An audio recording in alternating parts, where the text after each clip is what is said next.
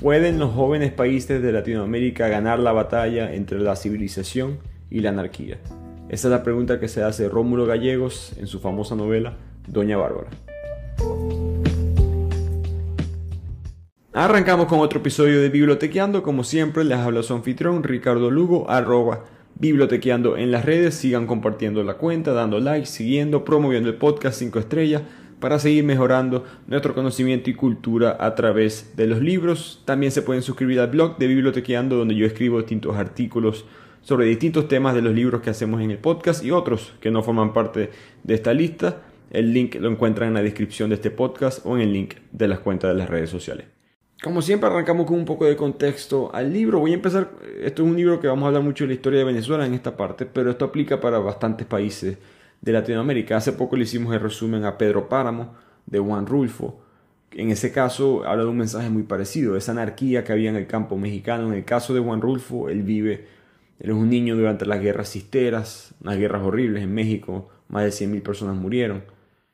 Pero digamos que esa consecuencia muy particular en el caso de México con las guerras no viene de un origen muy diferente a los distintos problemas que tuvieron los países de Latinoamérica, que es este problema de la anarquía durante la post-revolución independentista. Después de nosotros independizarnos de España, América Latina fue seguida por anarquía, caudillos, guerras civiles, dictaduras, no había estabilidad política, social, y muchos historiadores señalan que el fracaso de esas colonias fue que no lograron construir una base política económica sólida, porque nos separamos de España, hay muchas razones como siempre, pero una de las principales es que España no puede pelear una guerra contra todos estos países al mismo tiempo y al mismo tiempo contra Francia, contra los ejércitos de Napoleón, que están siendo en este punto invadidos por Napoleón. En Latinoamérica a veces es difícil pensarlo, pero en este punto de la historia, las minas de plata en el Perú, los recursos que habían en el Caribe, los recursos que habían en México, por supuesto la esclavitud, Latinoamérica era económicamente más importante que lo que era Estados Unidos, las 13 colonias al menos en este punto de Estados Unidos. Eso cambia con el tiempo. Pero España, era difícil para ellos también ganarle. Nosotros siempre decimos España, el imperio, ¿y cómo le ganamos? Bueno, porque España está peleando no solamente contra nosotros, sino contra todo el mundo. En el caso de Venezuela, Venezuela se independiza en el año 1811, pero como le pasó a muchos países, queda relativamente débil, muy desunido, hay muchos problemas que no se han resuelto. Historiadores argumentan que no fue una independencia, fue una separación. Recordemos que estas fronteras son creadas por los españoles al llegar. Por lo tanto, no había una identidad clara de cuál era este nuevo país, cómo se iba a tratar a cada grupo religioso, étnico, social. En donde yo vivía de joven en Venezuela, la zona de la fronteriza entre Colombia y Venezuela no existía para los guajiros, para los guayú que viven en esa zona. Simplemente la cruzaban derecha, izquierda, este, oeste entre Colombia y Venezuela. No es que, obviamente saben que existe la frontera, pero ellos no viven bajo esas reglas. Y eso es una buena representación de lo que pasa en América Latina después de la caída del Imperio Español. No hay gobiernos centrales fuertes, no hay manera de manejar todos estos distintos grupos y poco a poco empiezan a caer las distintas repúblicas. En el caso de Venezuela, nosotros hemos tenido cuatro versiones de Venezuela que se han, digamos, manejado de manera independiente, pero es una idea, es una nueva versión del país. En teoría hubo una quinta que sería la de Chávez, la peor, que llega con el partido MBR, Movimiento Quinta República. Después él cambia su partido al Partido Socialista, pero más esa inestabilidad que trajo Chávez, por ejemplo, para mi generación era algo en verdad estándar en la historia del país si lo vemos desde el punto de la posindependencia. Entonces están cayendo los países internamente. Ahora existen independientemente, pero sus estructuras políticas, económicas, sociales son muy frágiles. La gente aprende que no puede vivir, no puede depender del gobierno, no podemos depender de la justicia. Por lo mismo, ellos mismos se la inventan. Así que el juez de hoy, en este punto, estamos hablando de los años 1800, principios de los 1900, el juez de hoy eres tú mismo, es el más fuerte de la cuadra, es el más guapo, es el que tenga las suficientes intenciones de tomar control de un terreno lo podía hacer. Y Doña Bárbara representa esta anarquía. que se desenvuelve en el siglo XX de Venezuela, en esta época también turbulenta de anarquías, caudillos, como he mencionado. En este caso, al nivel más alto. El gobierno federal es una dictadura. Cipriano Castro es el dictador en Venezuela. Tiene problemas de salud y él tiene que irse a Europa en barco para buscar ayuda médica. Él había dejado en el poder a su compadre, a su pana del alma, al vicepresidente del país en este momento, un poco de nepotismo, como pueden ver, que era Juan Vicente Gómez. Juan Vicente Gómez, como suele pasar en la historia, le dieron pudo leer lo que significa ser un dictador, lo que significa tener tanto poder, y le gustó, y él decidió definitivamente aprovechar este momento para derrocar a su compadre y tomar el poder de Venezuela. Juan Vicente Gómez declara una ley que prohíbe que Cipriano Castro pueda volver a entrar a Venezuela.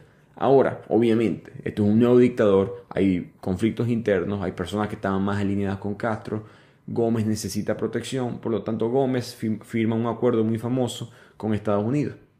Estados Unidos le da protección militar, evita el regreso de Castro a Venezuela y a cambio Gómez le da acceso a las empresas privadas de Estados Unidos al petróleo venezolano, que en este punto Venezuela está aprendiendo a cómo utilizar el petróleo. Estamos en la época del famoso el día que llovió negro en Venezuela, cuando de repente explota un pozo y de repente hay dinero en Venezuela que no lo había antes, o vamos a decirlo así, no era el punto más importante para el imperio español. España, la agricultura en la época, era la industria, disculpen, más importante en la época, y Venezuela no era lo que era Colombia, no era lo que era México, no era lo que era Perú, por supuesto con las minas de plata, Ecuador. Venezuela era, digamos, no estaba de primero en la lista en recursos económicos y de repente explota negro y todo cambia. El punto es que bajo toda esta dictadura de Juan Vicente Gómez, que como toda dictadura reprime a cualquier persona que hable en contra de él, es que llega Rómulo Gallegos.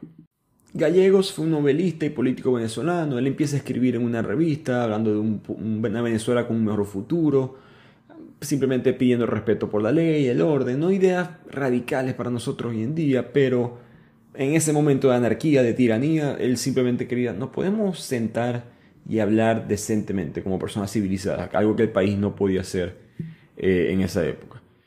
Bueno, hoy en día tampoco es que estamos muy bien que digamos, sino peor. Pero el punto es que esa idea de él de buscar la civilización a través de sistemas legales es lo que él va a representar mucho en esta novela de Doña Bárbara, que era muy difícil de hacer en la época porque, esto es muy curioso, Juan Vicente Gómez cambiaba tanto las leyes que se sentía que no había leyes. Los estudiantes universitarios empezaron a llamar sus cursos de derecho como mitología.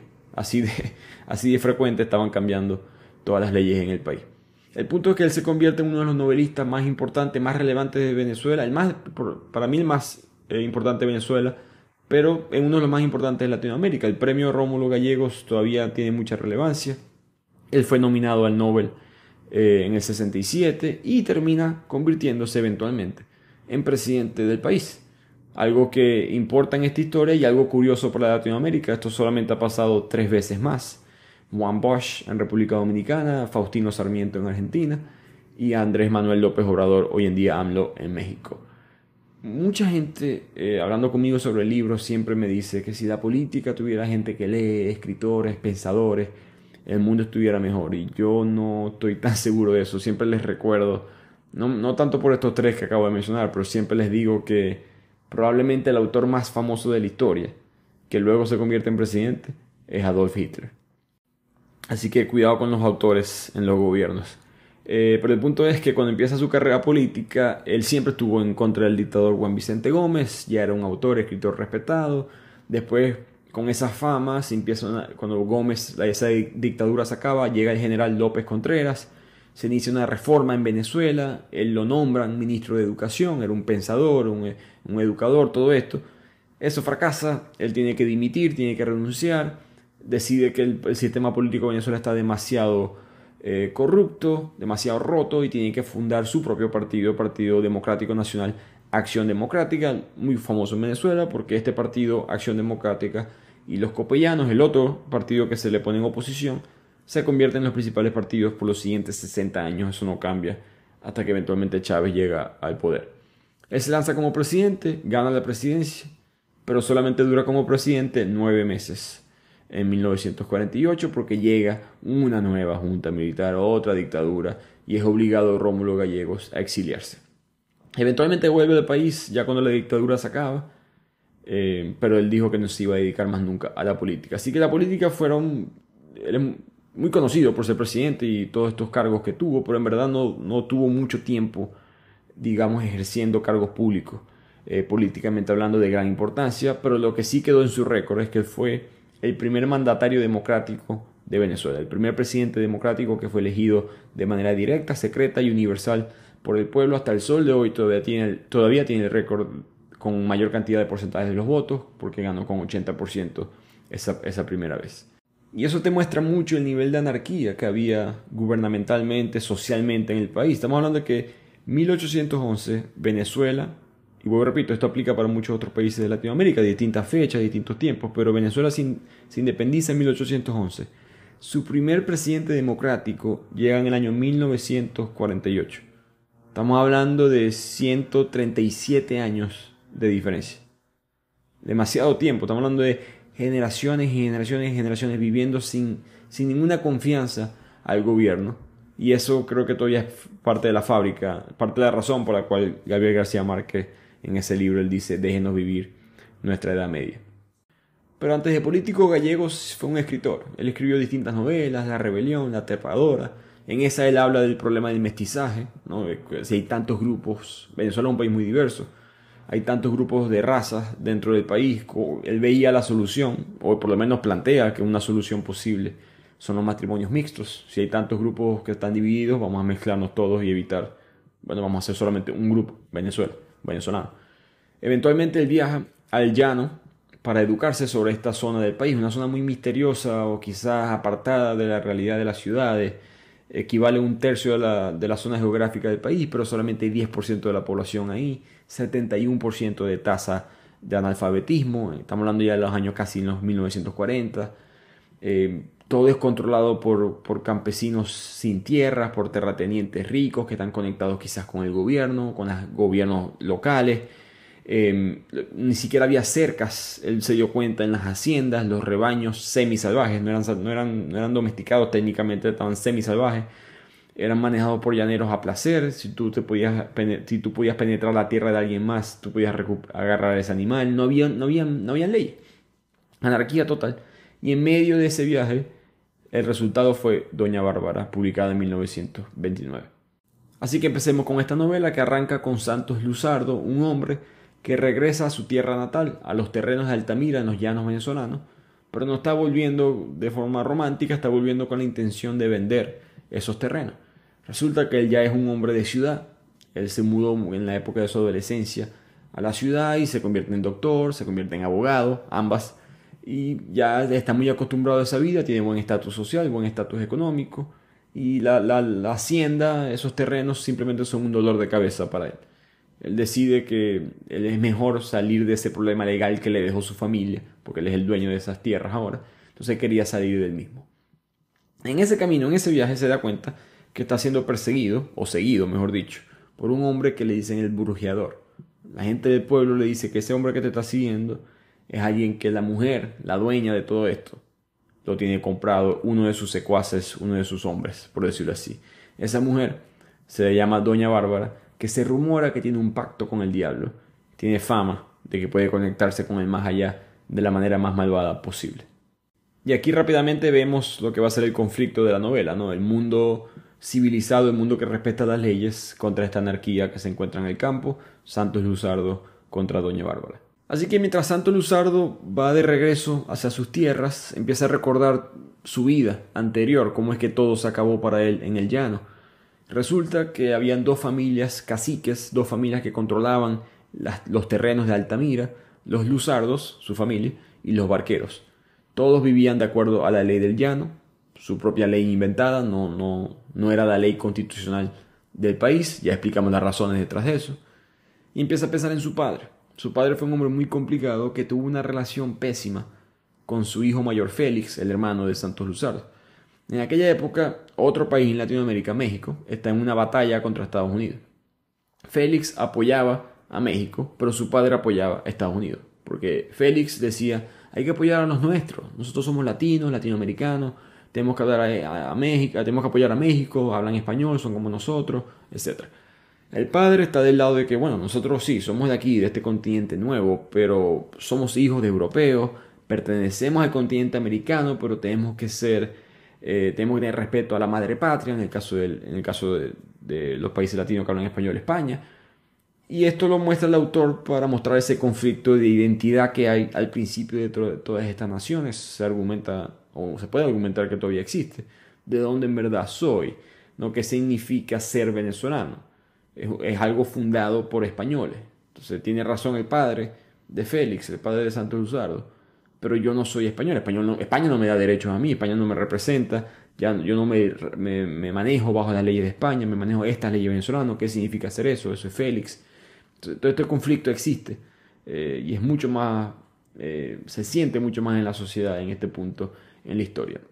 En medio de esos conflictos entre padre e hijo, el hijo reta al padre en una pelea de gallos y en esa pelea todo escala y el padre eventualmente mata a su propio hijo.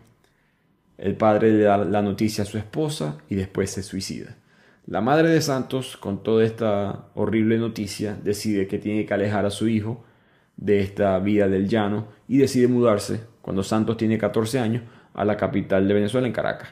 Y ahí es cuando Santos Luzardo se olvida por completo de los ríos y los caimanes por un tiempo, hasta que eventualmente se da cuenta que toda esta tierra de la Altamira ha sido robada por vías legales, entre comillas, por Doña Bárbara.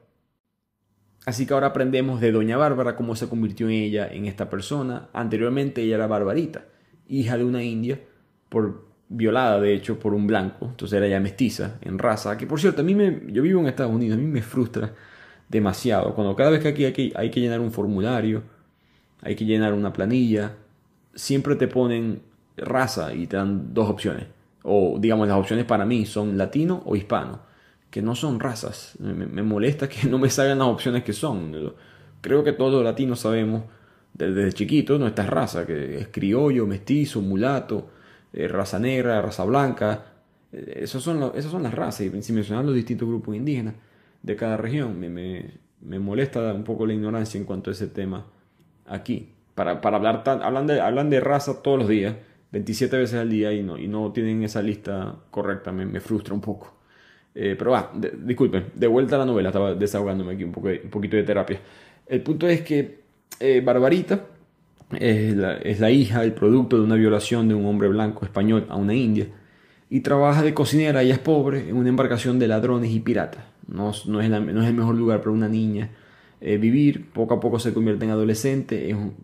De hecho es hermosa, todo el mundo la considera hermosa, pero ella todavía es muy joven para darse cuenta que lo es, para darse cuenta que los hombres la están mirando diferente. En ese punto ella se enamora de un joven llamado Asdrúbal, se hacen amigos, Asdrúbal le enseña a leer, le enseña a escribir, el capitán del barco no le gusta eso, que la esté educando, sospecha de algo malo entre ellos dos, entonces el capitán manda a matar a Asdrúbal. Eventualmente hay un motín, hay un golpe en contra del capitán, matan al capitán y los hombres quedan a cargo y en la rebeldía deciden violar a Barbarita. Barbarita es violada, apenas una adolescente, eventualmente es rescatada por un viejo indígena que la lleva a su tribu y ella empieza a vivir en esa tribu. Aquí se recupera de todo el golpe, tanto físico como emocional, de la violación, y empieza a aprender de los embrujos, de los maleficios que tiene esta cultura de los indígenas. Pasa el tiempo y Doña Bárbara agarra esa fama. Ya no es esa mujer. Ella era una Barbarita, era una mujer sensible, hasta cierto punto inocente. La violación le quita eso y eventualmente se convierte en Doña Bárbara, esta mujer que tiene un pacto con el diablo en teoría a través de las religiones, la ideología indígena. Todas las noches, de hecho, Doña Bárbara negocia con su socio cómo apoderarse de los terrenos de toda Altamira, de todo el río Arauca, alrededor del río Arauca. El socio, por si acaso, no existe, es una sombra malvada con la que ella habla a menudo, esa conexión con el mundo de más allá. Y esto creo que es simbólico, ¿no? Que primero la superstición del llano, pero segundo y más importante que, bueno, Doña Bárbara se convierte en un monstruo eventualmente, como vamos a ver en la novela. Pero eso no sucede de la nada, eso no pasa gratis. Doña Bárbara fue violada, Barbarita fue violada, y eso convierte a ella en Doña Bárbara, simbólicamente igual que la tierra de Venezuela. quizás era un lugar puro y con toda esta anarquía se convierte en algo que va a tener eventualmente un comportamiento muy negativo. Pero el punto es que su primera víctima fue Lorenzo Barquero. Recordemos que habían dos familias en estas tierras, los Luzardos y los Barqueros, que son primos por si acaso. Ella agarra a este Lorenzo, le quita las tierras con sus trampas bien hechas, estas trampas legales que todavía se hacen, y lo deja en el alcoholismo. Él no quiere a su hija, tampoco su esposa se va, nadie atiende a esa mujer sigue ahí en esas tierras.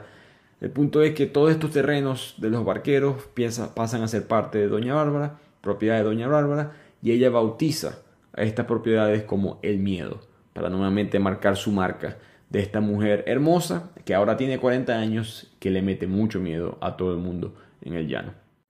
Pero vamos a Santos Luzardo, que llegando a Altamira, a las tierras, se da cuenta que hay un amigo de su niñez, Antonio Sandoval, que se ofrece a seguir fiel a sus órdenes, a trabajar para él, ayudarlo en todo este proceso de vender las tierras. Antonio le presenta a los peones, esos hombres que trabajan en las fincas, en el ganado. Uno de ellos se llama Carmelito López, que va a ser muy importante en la historia. Y tanto Carmelito como el resto de los peones ven a Santos Luzardo como que, no, esto es un tipo de la ciudad, muy amanerado, tiene las uñas cortadas, el pelo cortado, no encaja con la vida ruda del campo, esa diferencia que siempre hay, ¿no?, entre la vida del campo y la vida de la ciudad. El punto es que Santos se entera de que Altamira ha sido muy secuestrada a través de Balbino, que es el mayordomo de Altamira, en teoría un hombre que debería trabajar para los Luzardos, pero es el mayordomo de las tierras, pero es el amante de turno de Doña Bárbara.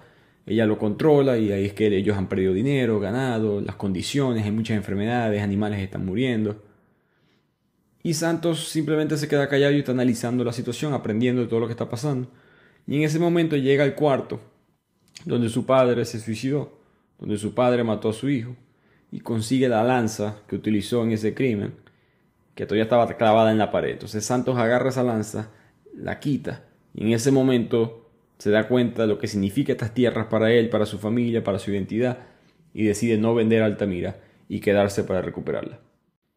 Mientras tanto, el brujeador, ese mismo hombre que estaba espiando a Santos Luzardo, va hacia Doña Bárbara, le avisa de que mira, hay un hombre que te va a pelear todas estas batallas políticas con trampas que nosotros hemos ganado, de la manera legal pero ilegal que nos apoderamos de Altamira. Esas tierras te las vienen a pelear, de la finca del miedo ahora. Y Doña Bárbara no le preocupa mucho, simplemente es un hombre más, se pone a hablar sola, toda la gente se asusta, piensa que está haciendo brujería. Esto creo que Rómulo Gallegos lo muestra para representar esa cultura latinoamericana muy presente en Venezuela, al menos, de la santería, la brujería. No solamente es prevalente en círculos, digamos, como este, del llano, lugares más remotos, pero también en la ciudad. Al amanecer, al día siguiente, Santos Luzardo recibe al mayordomo de Altamira, a Balbino, ese amante de turno de Doña Bárbara, que ha traicionado a Santos porque Balbino lo que es un empleado de Santos Luzardo. Entonces, Balbino llega, está confiado porque él sabe que Doña Bárbara es la que manda aquí. Pero Santos Luzardo tiene otra mentalidad y lo regaña. Le dice, hey, ¿por qué no estabas aquí anoche? Tú tenías que estar aquí cuidando las tierras. Le empieza a preguntar por números, cuentas, qué falta aquí, por qué estas cosas no están. Y eso sorprende a todo el mundo, las firmezas de Santos Luzardo sorprende a todo el mundo, especialmente a Antonio Sandoval, a Carmelito, a Pajarote, que es otro peón que vendrá más adelante. Porque Santos está demostrando que viene en serio. Y simbolizar eso, para simbolizar eso, mejor dicho, de repente pasa un caballo salvaje y Santos Luzardo, recordemos que estas tierras no tienen cercas ni siquiera, todos los animales se mezclan. Y Santos ve un caballo salvaje, lo domina y lo hace que forme parte de sus tierras. Ahora, dominar un caballo salvaje no es fácil. Y esto le demuestra a los peones que yo no soy ningún tipo de la ciudad, yo vengo de aquí también y yo vengo a recuperar lo que es mío. Y para poner orden, Santos Luzardo, una de las primeras cosas que hace es que le dice a unos hombres que hacen el trabajo sucio de Doña Bárbara, de unos hermanos, se llaman los Mondragones. No importa mucho en la historia, pero el punto es que ellos estaban en territorio de Luzardo, en territorio de Altamira, y él dice, ustedes tienen que moverse hacia el otro lado y cambiar la cerca de aquí a allá. O sea, ustedes tienen que cambiarse, este es terreno mío, esto no es terreno de ustedes. Ellos, por supuesto, ellos les responden es a Doña Bárbara. Entonces van y le avisan al mayordomo, a Balbino. Balbino le avisa a Doña Bárbara y Doña Bárbara dice una frase muy famosa en la novela, que es que este hombre me pertenece, que Dios se libre de que se atreva en contra de Santos Luzardo, porque soy yo la que le va a hacer algo. Mientras tanto, Santos va a buscar a su primo Lorenzo Banquero. Recordemos que están los Luzardos y los Banqueros, las antiguas dos familias antes de que llegara Doña Bárbara. Lorenzo, él había quedado alcoholizado, Doña Bárbara le había quitado todo, y él está simplemente en su estado de ebriedad cuando llega Santos Luzardo ofreciendo amistad, que es algo extraño para Lorenzo, porque Lorenzo, en su vida pasada, por decirlo así, él había ido a Caracas a estudiar, era un hombre respetado, inteligente, y él solamente vuelve al llano porque su madre le dice que su padre ha sido asesinado por José Luzardo, el papá de Santos Luzardo. Entonces no había buena sangre entre estos dos, pero Santos Luzardo lo sabe y llega en son de paz, le ofrece su amistad, le ofrece su ayuda si puede, y dice que los dos tienen que básicamente como que unirse con fuerza, con dignidad en contra de Doña Bárbara. Yo pienso que esto no es casualidad, yo pienso que esto es representativo, simbólico de parte del autor, de que sí, todos estos caudillos que hay, todos estos problemas, todas estas diferencias políticas, tenemos que dejarlo a un lado y organizarnos para combatir a este monstruo que tenemos, ¿no? Toda esta anarquía, tiranía, tenemos que eliminarla, y esa es Doña Bárbara en este caso. El punto es que Lorenzo le avisa a Santos Luzardo que esta tierra no perdona, que esa Doña Bárbara es una bruja y que tengas mucho cuidado en esto, pero Lorenzo en su alcoholismo, él apenas puede hablar con fuerza, apenas se puede parar. No, se da cuenta Santos que Lorenzo no va a servir de mucho. Y en eso llega un personaje muy importante en la novela, que es la hija de Lorenzo Banquero, que es hija también, no reconocida, de Doña Bárbara.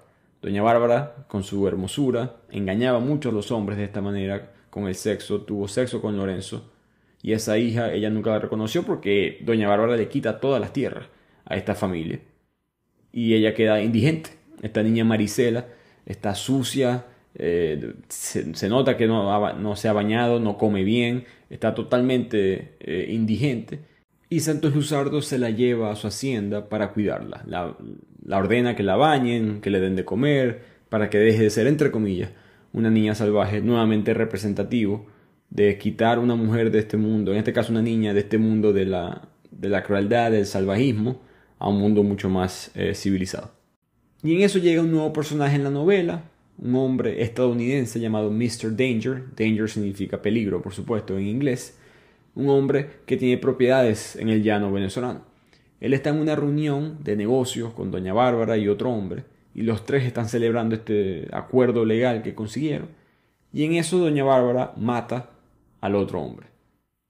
Ella le explica a Mr. Danger que tranquilo, que él me quería sentenciar, yo simplemente le piqué adelante, le gané la jugada. Y ahí nos damos cuenta que Mr. Danger es un amigo de Doña Bárbara que se ha beneficiado también de todos los males de ella. Además de también ser su amante en turno. Por supuesto, Mr. Danger representa esas empresas petroleras estadounidenses que hablamos al principio del contexto de este resumen. El punto es que Santos Luzardo ahora tiene que lidiar con Mr. Danger, está en tierras de él, está en tierra de Lorenzo, de los barqueros. Santos le muestra un mapa a Mr. Danger, esto ya es otro día por supuesto, le muestra un mapa, le explica que esto no son sus propiedades, y Mr. Danger saca un documento legal que muestra que él le compró las tierras a Lorenzo Barquero. Pero Santos la mira y está 99.9% seguro de que esa firma no es la de su primo, que aquí hubo una trampa, nuevamente estas trampas legales. Creo que estaría orgullosa Doña Bárbara de nuestro gobierno actual. El punto es que Santos Luzardo va a hablar con Lorenzo para verificar esto de la firma, a ver si es verdad, a ver si se sabe la historia, pero Lorenzo en su borrachera, en su delirio, es imposible sacar la información, por lo tanto Luzardo se rinde, esta avenida se le cierra, y cuando se está a punto de irse de esa casa de Lorenzo, se consigue a Mr. Danger que está con Marisela. Resulta que Mr. Danger piensa que él tiene derecho sobre esa joven, una niña, una joven, ya que él le compró todo al padre, y la niña viene incluida aparentemente en el paquete. Y aquí es cuando Santos Luzardo se molesta. Él dice que ya esto es demasiado, le emborracharon al padre, lo quebraron mentalmente, le quitaron sus tierras, le despojaron de su patrimonio.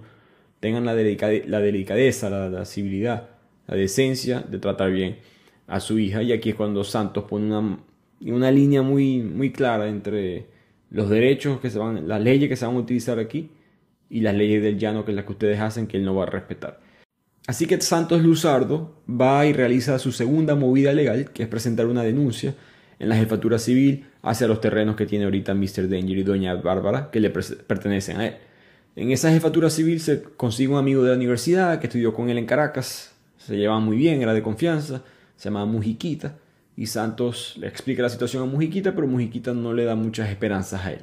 Le dice que mira, el coronel de la jefatura civil está comprado por Doña Bárbara, aquí no hay leyes, básicamente, con tal y Doña Bárbara diga que sí. Entonces Santos Luzardo, que siempre se mantiene correcto, como mencioné, un hombre civilizado, un hombre que nunca está muy bravo, nunca está muy feliz, siempre mira todo objetivamente.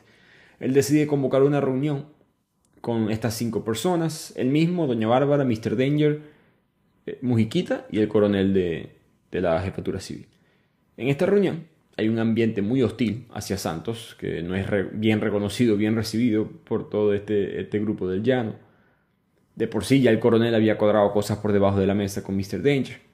Pero el punto es que Santos, como siempre, de manera muy serena, le explica a los demás que miren, estas son las leyes. Hay reses que están marcadas con la marca de mi hacienda, que están en las tierras del señor Danger. Él tiene que devolverlas por ley. Él no puede estar cazando animales dentro de mi propiedad tampoco. Eso es lo que dicta la ley. Al mismo tiempo, Doña Bárbara tiene que permitir que se construyan estas cercas. Eso es lo que dice la ley. Todo esto va uno por uno a distintas leyes, de una manera muy elocuente.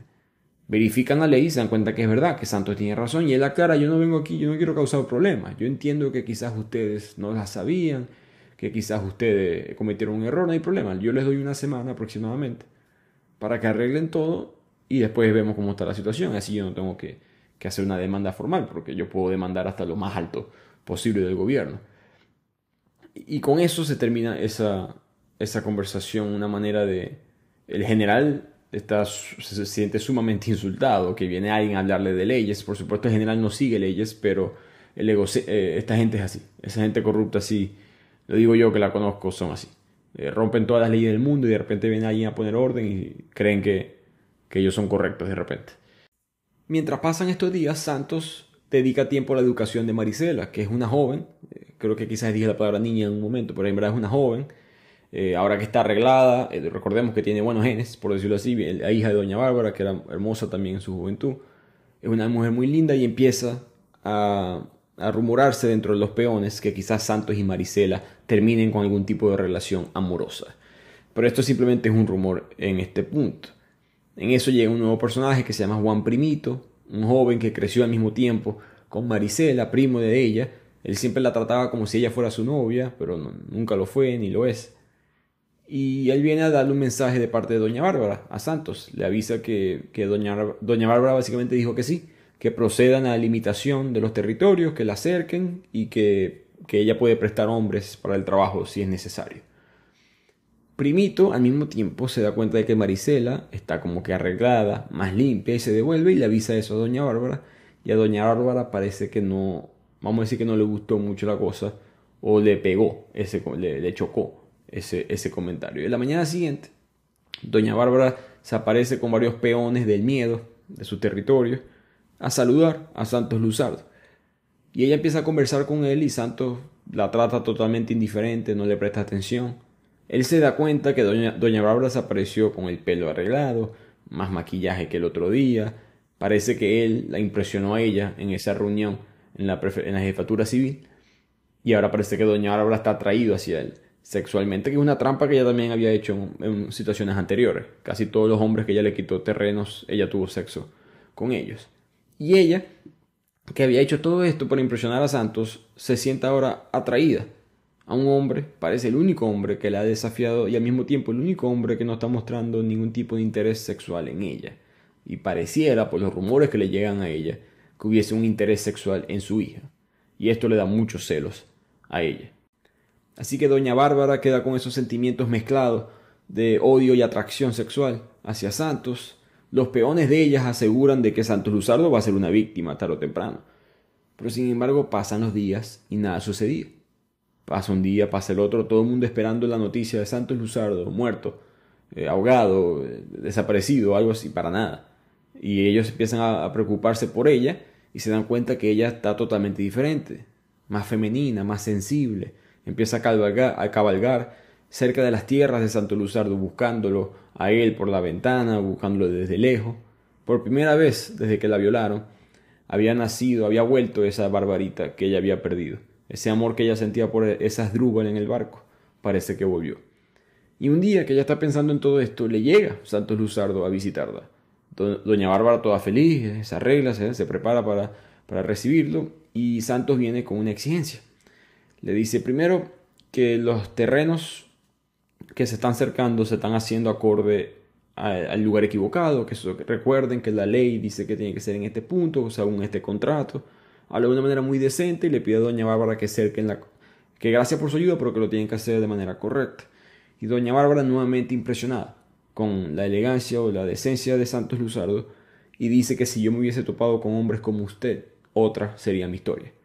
Y esa frase creo que es muy importante porque doña Bárbara representa el estado del país. Ella es el país, básicamente, ¿no? Y como hablando de que si otra gente hubiese hecho las cosas diferentes, otra fuera la historia. El punto es que todo está bien en la conversación entre ambos hasta que Santos le hace otra petición, que es que le tiene que devolver las tierras a Marisela. Esas tierras que ella le robó a Lorenzo le pertenecen a Marisela.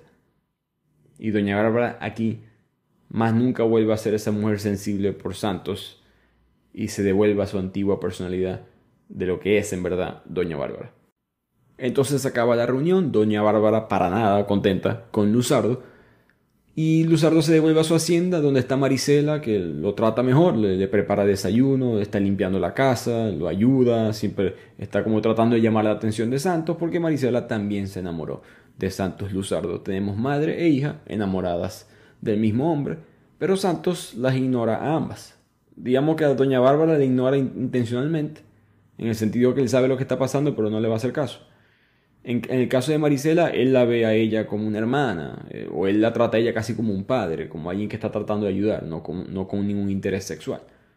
Y eso para ella le fue muy difícil, ¿no? Para Marisela ya estaba desilusionada con la situación. Nunca había conocido un caballero, básicamente. Todo el mundo en su vida siempre tenía algún tipo de interés en ella, no muy diferente a su madre cuando fue más joven. Y en estos días llega la época de candela, que es cuando se le prenden fuego a las tierras, para que las tierras se vigoricen. Y Santos no iba a hacer eso en Altamira por otras razones, pero doña Bárbara aprovechó para empezar un fuego provocado desde su tierra para que quemara poco a poco la tierra de Luzardo. Así que se empieza a prender en fuego toda la hacienda de Luzardo, no la casa como tal, sino distintas tierras. Y todos los peones quieren venganza. Todo el mundo le dice a Santos Luzardo que se vengue de doña Bárbara, porque todos están viendo la esperanza.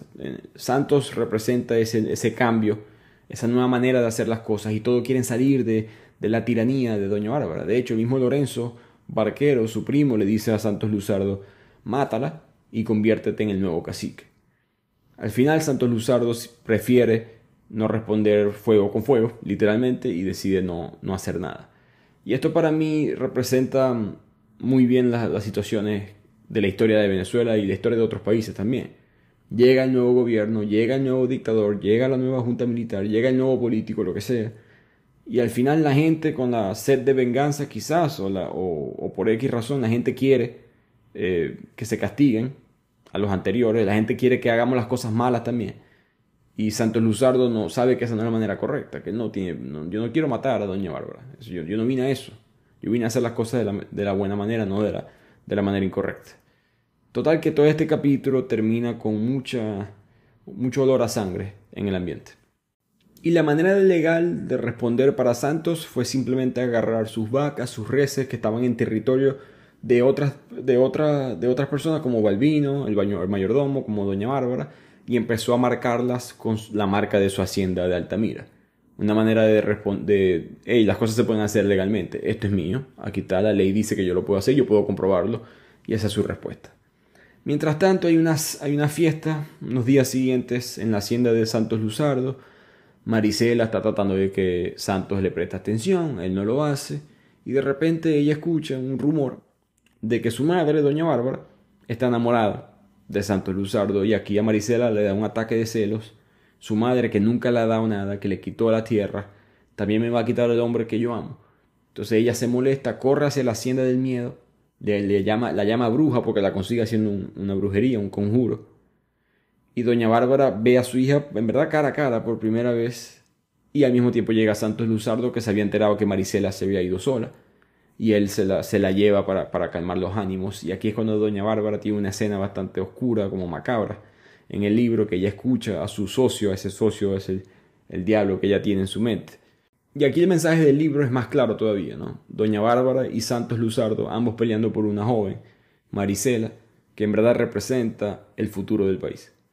Así que se devuelven a la hacienda, Santos lleva a Marisela, Santos en todo este proceso se da cuenta que él sí siente algo por ella, que él se siente atraído hacia ella, enamorado de ella, pero está confundido con todo lo que está sucediendo también. Marisela en su rabia le dice a Santos, mira, yo no voy a estar más aquí, yo me voy a devolver a mi casa con mi papá, con Lorenzo. Y Santos no le puede decir que no, es su padre. Así que aquí en la novela se separan Santos y Marisela. Pero Santos, al quedar solo, decide enfocarse nuevamente en cercar las tierras y necesita alambre de púas que se consigue en la ciudad. Así que él manda a Carmelito, uno de esos peones que recibe a Luzardo en el principio de la novela, que le tiene mucha confianza, a que vaya con unas plumas de garza. Esas plumas valen muchísimo dinero y ellos van con bolsas de esas a venderlas en la ciudad y poder comprar el alambre de púas.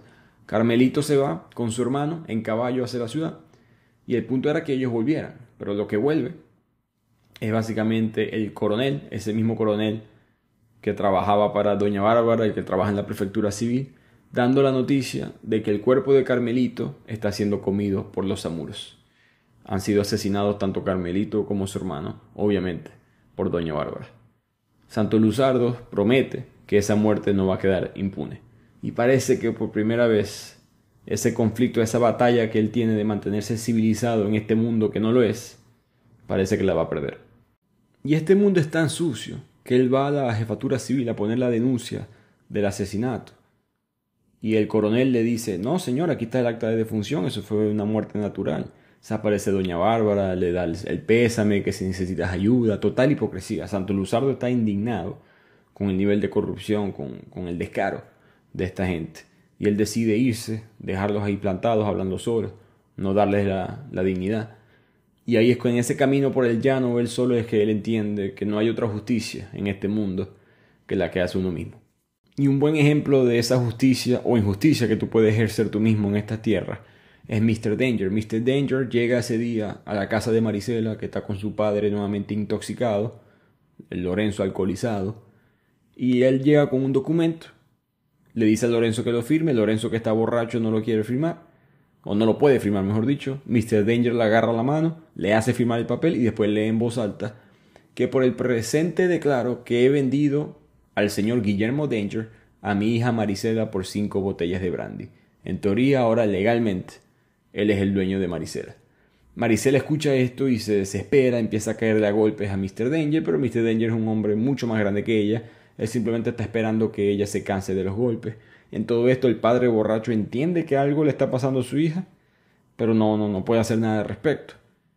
Eventualmente Marisela cae al suelo llorando y Mr. Danger se va, los insulta a ambos, le da un tremendo golpe, por cierto, a Marisela, y les recuerda que él es dueño de las tierras y de ellos dos, personalmente. Cuando esto pasa, Santos Luzardo le da ayuda monetaria a Marisela para que se lleve a su padre a San Fernando de Apure, una ciudad cerca de Los Llanos, la capital de ese estado, para que pueda tener algún tipo de tratamiento médico, porque si no, no van a poder seguir así. Así que con todo esto sucediendo, Santos decide finalmente responder, va hacia la zona donde vivían los hermanos Mondragones, recordemos esos hombres que hacían trabajo sucio para doña Bárbara, le dispara a uno en el muslo, neutraliza a los otros y se los lleva secuestrados. Al mismo tiempo, antes de irse, prenden fuego la cabaña donde ellos vivían. Así que secuestra a estos hermanos, se los lleva a su hacienda, pasan 3 días ahí.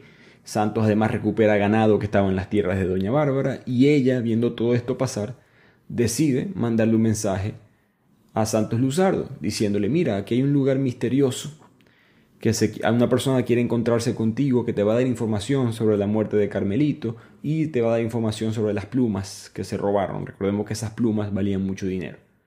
Santos decide ir a la reunión solo, por supuesto la reunión es una trampa. Doña Bárbara tiene planeado que el brujeador mate a Santos Luzardo en ese encuentro. Santos llega a ese lugar, a la dirección que doña Bárbara le dio, pero hay una persona ya ahí, y no es el brujeador, no es la persona misteriosa, es Pajarote. Pajarote era de esos peones que siempre había sido muy fiel a él durante toda la novela, y le dice: patrón, es que yo sospeché de esto, y yo agarré a Juan Primito, le puse una pistola en la cabeza, lo interrogué, y me admitió que la doña Brava lo quiere usted vivo o muerto. En eso llega el brujeador, Pajarote se esconde, Santos Luzardo lo recibe, y cuando todo aparece, cuando el encuentro se da, por decirlo así, ocurre una balacera. Santos dispara, Pajarote dispara, el brujeador dispara, y el que cae muerto es el brujeador. Y entre Pajarote y Santos deciden llevar al cuerpo de regreso a la finca de doña Bárbara. Y en este punto de la novela acabamos de presenciar dos muertes, la de Carmelito y ahorita la del brujeador. Pero ninguna de las dos estamos claros quién fue. El brujeador no se sabe si fue Santos Luzardo o Pajarote quien lo disparó. No es muy relevante. Para Santos sí lo es, para saber si él es un asesino o no, si él ya se convirtió entre comillas en salvaje o no. Y ese es parte del dilema. Pero Carmelito sabemos que doña Bárbara lo mandó a matar, pero no estamos claros quién realizó el asesinato. Quien sea que fue, tiene enterradas las plumas. Eso es lo que se sabe. Tiene guardadas esas plumas, porque esas plumas valían dinero y nunca aparecieron con el cuerpo de Carmelito y de su hermano. Por lo tanto, hay una reunión en este punto en la novela entre Balbino y Mr. Danger. Ambos están conversando y Mr. Danger se da cuenta que Juan Primito está afuera espiándolos a ellos. Él rápidamente deduce de que si Juan Primito está aquí, Juan Primito es muy sencillo para estar aquí espiando, ¿no? Debe ser que está siendo mandado por doña Bárbara para averiguar información. Y Mr. Danger tiene información de Balbino que ni siquiera Balbino sabe que él tiene. Y Mr. Danger aprovecha esto, habla en voz muy alta, muy dura para que Juan Primito escuche. Y le dice a Balbino: por cierto, me enteré que asesinaste a Carmelito y a su hermano. Y Balbino se asusta, porque claro que sí fue él, pero no sabía que alguien sabía. Y Mr. Danger le da un dato extra, que es que no se asuste, tranquilo, que yo tampoco fue que lo encontré a ellos ni el cuerpo ni nada por el estilo en el Paraguatán de la Matica. Ahí es donde se había enterrado las plumas. Mr. Danger también sabía eso. Juan Primito ahora agarra esa información y se lo avisa a doña Bárbara. Así que doña Bárbara escucha la información de Juan Primito y en eso llega Santos Luzardo con Pajarote y el cuerpo del brujeador. Y para sorpresa de Santos, doña Bárbara no está brava, no está sorprendida, está feliz. Y ahí es que Santos se da cuenta de que doña Bárbara lo había mandado a él a ese lugar secreto para que él matara al brujeador. Ella no quería que el brujeador matara a Santos. Nuevamente esta mujer muy inteligente, moviendo las piezas para lo que a ella le conviene. Eventualmente ella le dice como agradecimiento a Santos Luzardo: y por cierto, me dicen que en la Matica, al pie del Paraguatán, se encuentran las plumas que le pertenecen a usted, doctor Luzardo, y seguramente alguien las está desenterrando en este momento, probablemente el asesino. La siguiente escena de la novela es que en la Matica, en el pie del Paraguatán, se escuchan varios disparos y cae el cuerpo muerto de Balbino, el mayordomo de Altamira. Pasan un par de noches y muere Lorenzo, el padre de Marisela. Santos recuerda sus palabras al principio de la novela, que cuidado, Santos, que esta tierra no perdona. Y Santos empieza a pensar lo que él ha cambiado como persona en este punto, ¿no? Al mismo tiempo, Santos y Marisela se consuelan mutuamente, se abrazan, pareciera que tuvieran esa relación de regreso. Mientras tanto, llega Mujiquita y le avisa a Santos que doña Bárbara se presentó en la jefatura, que devolvió las plumas, que esas plumas se le habían robado a Balbino y que Balbino mató al brujeador. En otras palabras, doña Bárbara limpió de todo pecado a Santos Luzardo, que en teoría mató a un hombre. En teoría no, posiblemente mató a un hombre y cometió un crimen. Santos quiere denunciarla porque sabe que ella se está saliendo con la suya, ella es el cerebro detrás de todo esto, pero Pajarote lo pone en razón, le dice que, patrón, es mejor que se queden así las cosas. Al final la bala que mató al brujeador pudo haber sido suya, pudo haber sido mía, pero usted también tiene manchas encima. Dios sabe por qué hace las cosas, dejémoslo así. Y aquí de repente doña Bárbara empieza a tener un cambio filosófico. Cede, le entrega las cosas que le había robado a Santos Luzardo, le escribe unas cartas diciendo que no habría distancias de edad, ni de riquezas que los separaran a ellos, ella sabe el amor que se sienten los dos, un romanticismo que ella solamente se creía, para nada, desde el punto de vista de Santos Luzardo. Y de hecho, unos días después, Juan Primito le informa a doña Bárbara que Marisela y Santos Luzardo se van a casar. Resulta que el romance sí se da y doña Bárbara se pone roja de la rabia, se monta en caballo y se dirige de una vez hacia Altamira, a través de la ventana de la finca, ve a la pareja feliz y saca una pistola, se la apunta a su hija Marisela. Lo piensa por 2 segundos y termina con las palabras: es tuyo, que te haga feliz. Decide no matarla, Mr. Danger se va del país, doña Bárbara despide a sus últimos peones, a sus últimos criados, manda una última carta a Santos en la cual reconoce a Marisela como su hija, por lo tanto ella le queda la herencia. A ellos al casarse le queda la herencia a Santos y luego se monta en caballo y se interna por la sabana, en los llanos, en el camino. Ella ve como una yegua se sumerge en un pantano y algunas personas dicen que en ese momento doña Bárbara se sumergió también en el pantano.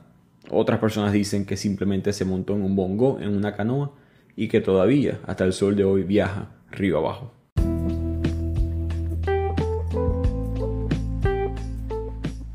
Y así se acaba la novela, que hay muchas teorías. Simplemente doña Bárbara se desaparece. ¿Qué pasó? ¿Se suicidó? ¿Fue a vivir en otro lugar y con otra vida? ¿Se murió? ¿Fue un accidente? ¿Fue comida? Esa yegua que estaba entrando al pantano no era ninguna yegua, era un cocodrilo. Hay un cocodrilo que se menciona en mitad de la novela. ¿Qué es lo que pasa con ella? Te deja esa intriga, pero creo que ese es el mensaje de Rómulo Gallegos, que eso no importa, que la civilización tiene que avanzar, que ahora el miedo no es el miedo, ahora el miedo se llama Altamira, la finca. Ahora Marisela y Santos representan ese avance, que gastemos el esfuerzo en reconstruir y no en castigar al pasado. Vamos a mejorar el mundo que tenemos ahora.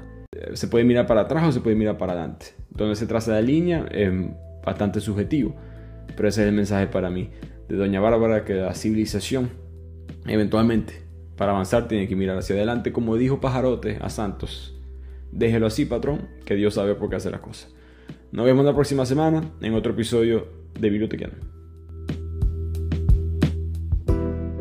Antes de continuar con este resumen, quiero recordarles un pequeño anuncio de mi patrocinante Spotify for Podcasters, la plataforma que te deja grabar tu propio podcast desde tu teléfono o computadora totalmente gratis.